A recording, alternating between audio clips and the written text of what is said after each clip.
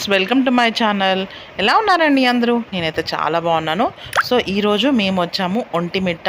ఇది ఆంధ్రప్రదేశ్ రాష్ట్రంలోని వైఎస్ఆర్ జిల్లాలోని ఉందన్నమాట. మనకి రాజంపేటకి 27 కిలోమీటర్స్ దగ్గరగా వచ్చింది. ఇంకొంచెం అటు ఇటు కూడా అవ్వచ్చు. సో దీన్ని పెళ్ళిళ్ళు కోదండ రామాలయం అంటారు. చాలా ప్రసిద్ధి. అండ్ ఇంకోటి ఏంటంటే ఏకశిలా విగ్రహం అని కూడా అంటారు. సో ఇక్కడ ఏంటంటే నాకు లోపల కళ్యాణం అది జరుగుతున్నది. దాని తర్వాత విగ్రహం అది కూడా చాలా డిఫరెంట్గా ఉండిందన్నమాట. దాని తర్వాత ఇంకా నేను మీకు వివరాలన్నీ కూడా ఈ మంత్కి ఇప్పుడు మనకి శ్రీరామనవమి వస్తుంది కదా, సో చాలా పెద్ద పండుగ చేస్తారనేసి విన్నాను. ఎదురుగుండానే మనకి హనుమాన్ గుడి కూడా ఉంటుంది. అది కూడా చాలా బాగుంటుంది. చూపిస్తాను మీకు, వ్యూ అయితే చూపిస్తాను ఎలా ఉంది ఏమిటి అనేటటువంటిది. పూర్తి డీటెయిల్స్ కూడా నాకు తెలిసినంత వరకు నేను తెలుసుకున్నవి ఈ వీడియోలో మీతో షేర్ చేసుకుంటాను. ఈ చోళులు పరిపాలించేటటువంటి అప్పటికి కూడా అండి, దీంట్లో ఉండేటటువంటి రాముల వారిని, సీతమ్మ వారిని, లక్ష్మణ్ వారిని ఒకే రాయితో చెక్కినటువంటి విగ్రహాలు అవి లోపల మూల మండపంలో ఉంటాయి, గర్భగుడిలో ఉంటాయి. కళ్యాణానికి ఇలా పక్కన పెడతారు. ప్రతిరోజు కళ్యాణం జరుగుతుంది. అలాగే నూతన వధూవరులు, అదే కొత్తగా పెళ్ళైన వాళ్ళు కూడా ఇక్కడికి వచ్చి వాళ్ళ దండం పెట్టుకొని, అలాగే అనుకున్న కోరికలు కానీ ఏమైనా ఉంటే కూడా వాళ్ళు కూడా వచ్చి ఇక్కడ దండం అది పెట్టుకుంటారు. వాళ్ళ మొక్కులు అవి తీర్చుకుంటారు. అలాగే మేము ఉన్నప్పుడు ఒక చిన్న బాబుని తీసుకొని ఒక పేరెంట్స్ వచ్చారనమాట. దండ వేయాలి వాళ్ళు ఏదో అనుకున్నట్టున్నారు, అవి తీసుకొని వచ్చారు. చాలామందికి ఇక్కడ కళ్యాణం జరుగుతుంది.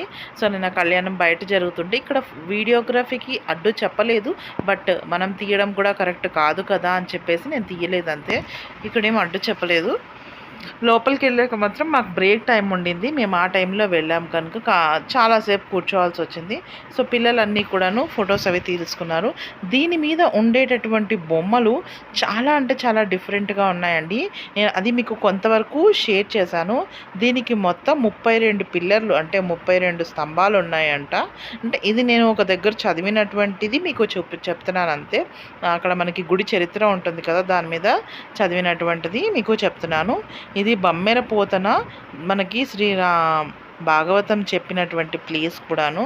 అలాగే చాలా టెంపుల్స్ మన ఈ సౌతర్న్ ఇండియాలో ఉండేటటువంటివి చాలా డిఫరెంట్గా ఉంటాయి. కన్స్ట్రక్షన్ పరంగా అయినా సరే వాటి హిస్టరీ కూడా చాలా మనకి తెలియనటువంటి ఇన్ఫర్మేషన్తో నిండి ఉంటుంది అన్నమాట.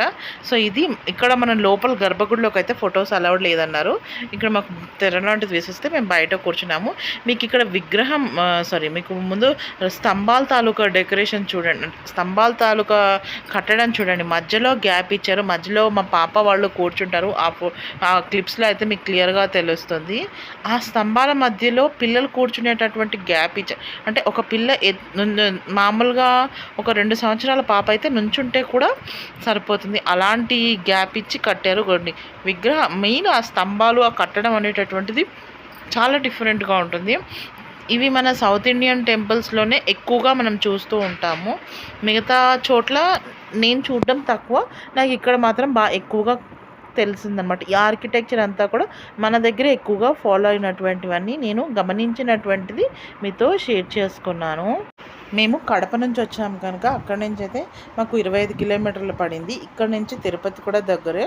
సో మీరు తిరుపతికి వచ్చిన వాళ్ళు ఒకసారి ఇక్కడ కూడా వచ్చి దగ్గరగా మీ ఫెసిలిటీస్ వచ్చే వీలుని బట్టి దర్శనం కూడా చేసుకోండి. సో ఇక్కడ చూడండి, ఇదిగోండి, ఈ ఆర్కిటెక్ట్ అనేది నాకు చాలా బాగా నచ్చింది. పిల్లలు అలా కూర్చోవాలి, ఆ పిల్లర్కి అనమాట, ఇదంతా పిల్లరు. సో ఆ పిల్లర్కి మధ్యలో అంత గ్యాప్ ఇచ్చారు పిల్లలు కూర్చునేటటువంటి. ఈవెన్ మా పెద్ద పాప కూడా కూర్చున్నా సరిపోయింది. మధ్యలో గ్యాప్ అనేది ఆ పిల్లర్ని అంత వెడల్పు అదొక సోఫా టైప్లో చెక్కారనమాట. నిజంగా ఆ ఆర్కిటెక్చర్కి చాలా ఫిదా అయిపోయాను నేనైతేను. సో దేవుడు కూడా అమ్మవారు. సో చెప్పాను కదా, ఎలాగైనా సరే రామాలయం అనగానే మనకు అది ఆ తెలియని వైబ్ అనేది వచ్చేస్తుంది. దాని తర్వాత ఇక్కడ 24న అనుకుంటాను కాదు 10వ తారీఖున ఎప్పుడు మనకి నవరాత్రులు ఉన్నాయి కదా, 30 నుంచి 9వ తారీఖు వరకు శ్రీరామనవమి వరకును ఈ నవరాత్రుల్లో చాలా పెద్దగా చేస్తారు ఉత్సవాలు అనేసి ఇక్కడ రాసున్నాయి కిందన. వాటి బ్యానర్ రాసి ఉందన్నమాట. కానీ మేము వెళ్ళిన రోజు చాలా విపరీతమైన ఎండ ఉండడం వల్ల కాలు కాలిపోయాయి. మేము వెళ్ళేసరికి ప్రసాదం కూడా అయిపోయింది. ఆ మండపంలో ప్రసాదం ఇస్తున్నారు, మేము వెళ్ళేసరికి ప్రసాదం కూడా అయిపోయింది. ఇక్కడ లాడు కూడా మనకి ఇంచుమించు తిరుపతి లాడు టైప్లోనే టేస్ట్లోనే ఉంటుంది. మేము వెళ్ళిన దిగువ కడప కానీ ఒంటిమిట్ట రామాలయం కానీ ఇవన్నీ టేస్ట్ మనకి తిరుపతికి దగ్గరలోనే ఉంటాయి. అంటే ఆ లడ్డూకి కొంచెం ఆ టేస్ట్ అనేది ఈక్వల్గానే ఉంటుంది. సో మాకు ఇక్కడైతే ప్రసాదం ఏం దొరకలేదు.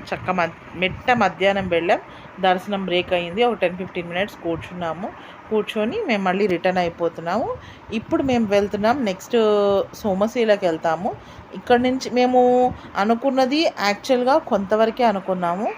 లైక్ ఏంటనుకున్నాం, కడప అంటే దిగువ కడప, అక్కడ వెంకటేశ్వర స్వామి టెంపుల్ ఉంటుంది, అది అయిపోయిన తర్వాత ఒంటిమిట్ట, సోమశీల, పెంచలకోన ఈ 4 అనుకున్నాము. కానీ జరిగిన ట్విస్ట్ ఇంకోటి, అది నేను మీకు అప్పుడే చెప్తాను, ఆ వీడియోస్ చేస్తున్నప్పుడే చెప్తాను. ఒంటిమిట్ట దర్శనం అయితే ఫైనల్గా మాకు చాలా అంటే చాలా బాగా జరిగింది. దేవుణ్ణి చాలా బాగా దర్శనం చేసుకున్నాము. రాముల వారిని చాలా అంటే చాలా బాగా కన్నుల విందుగా అనిపించింది దర్శనం చేసుకున్నాం. ఆ సాటిస్ఫాక్షన్ అనేది నాకైతే కంప్లీట్గా వచ్చేసింది. సో దర్శనం చేసుకున్నాక మేము బయటికి వచ్చేసి ఆ రోజు లంచ్ కూడా ఏం తిన్నామో గుర్తుకులేదు, వాయిస్ వచ్చేసి.